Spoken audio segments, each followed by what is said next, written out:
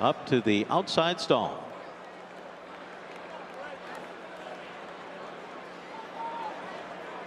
Skippy Longstocking is in. They're all in line, ready for the start. They're off in the Breeders' Cup Dirt Mile. And it's Full Serrano and Tio Saint-Denis who go out to the front together. Saudi Crown came out third to their inside. And outside of them, it's Tumbarumba. Then Sees the Gray in behind horses. Muth 4 wide into that turn. Then Mufasa and Skippy Longstocking. 2.5 to Katona. The Domestic Product, 3 Technique, followed by the trailers Cagliostro and Post Time. So they race to the backstretch here, and Tio Saint-Denis has taken the lead. Tio Saint-Denis at a 22.3 opening quarter mile by 3/4 of the length. Full Serrano, Tumbarumba, and Muth lined up right behind.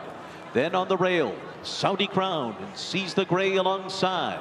Outside of them, Skippy Longstocking is 5 lengths behind, clear of Mufasa.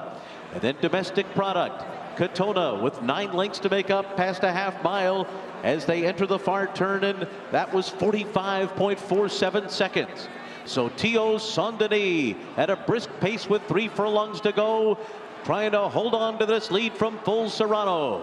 Muth is on the far outside. Tumbarumba sent along 2.5 back, and now Domestic Product is getting going. Domestic Product's going to come 5 wide. Right behind him, Sees the Gray. A really wide run here for Skippy Longstocking. Katona's also trying to mount a charge. Mufasa and Post Time is coming from the back of the pack as well. Full Serrano has taken the lead. Post Time is splitting horses late. Domestic Product on the outside. It is going to be Full Serrano and Post Time. Full Serrano in the Dirt Mile. Post Time was second. Domestic Product was third. Then a photo between Tumbarumba and Katona. Full Serrano wins it for John Sadler, Joel Rosario, and a tactical trip from the son of Full Mast. Great job here by trainer John Sadler. And I think I said before the race, I think it was a blessing in disguise that he didn't run in the California Crown. I really do. He came in as a fresh horse. He runs well fresh. He was close to the pace and he drew off. And that was quite impressive because of how fast this pace was. There were so many different horses trying to vie for that lead position. Tio Saint-Denis was the fastest of all early, but it seemed like all of the horses that were forwardly placed kind of got cooked in that pace, because the only other horse that was closing was Post Time, who did run a very nice race to finish second. But here's a look at Full Serrano, and he was in the thick of it. I mean, he was chasing the pace of the 2, Tio Saint-Denis. They were 6 across the track at the quarter pole. They were. There were quite a few horses with an opportunity in here, but this is another horse that has the stamina for the 1.25 miles, and you can send him into a pace like this at a flat mile. That's exactly right. You know, he's an up-tempo horse. Here we spin off the turn in, what Christina was talking about. 1, 2, 3, 4. Domestic Product's going to join the party here and make it 5, and then the 6 with the horse to the outside. But, you know, he's got the shortest way around there, and once he switches off, Joe Rosario gives him a little reminder there left-handed, makes that weight transfer, and it's gone. I thought Domestic Product came with a nice run around the turn. Just flattened out a little bit here. He's probably better around 1 turn would be my guess, but this was an easy win in the end. Late interest from the 8 Post Time. I think it was also the wide trip, because the 9 Domestic Product was kind of out in the middle of the racetrack, whereas Post Time, he managed to cut the corner and save so much more ground. Big effort here from Full Serrano, the Argentinian bred. He already had a couple of starts here stateside at Del Mar. He was second in the Grade 1 FanDuel Racing Pacific Classic. Missed the California Crown, but he comes back on the big stage today to take home the Big Ass Fans Breeders' Cup Dirt Mile. Post Time second from off the pace, a wide trip for Domestic Product, finishing third, waiting on that photo for 4th in the end, and 13-1 on Full Serrano. We said this on the breakfast shows a little bit. I find it's this race time and time again with prices coming in. You have sprinters, you have 1.25 horses.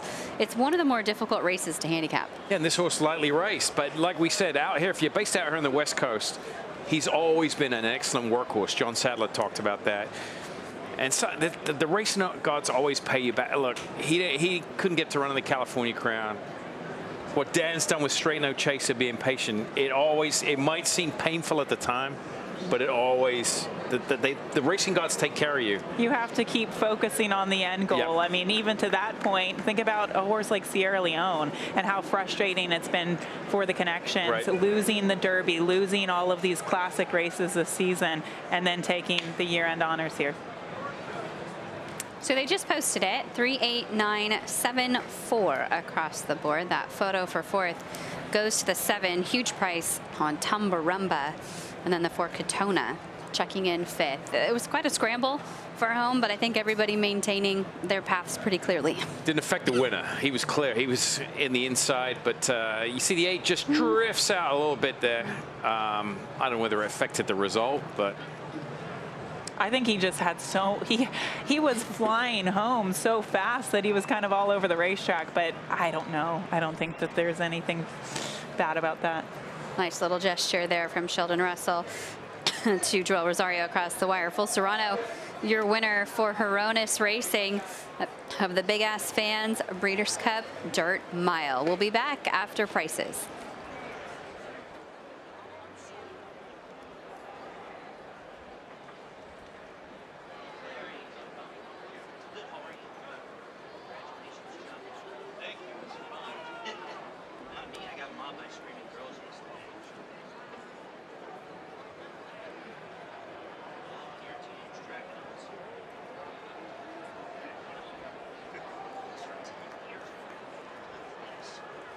The result is official.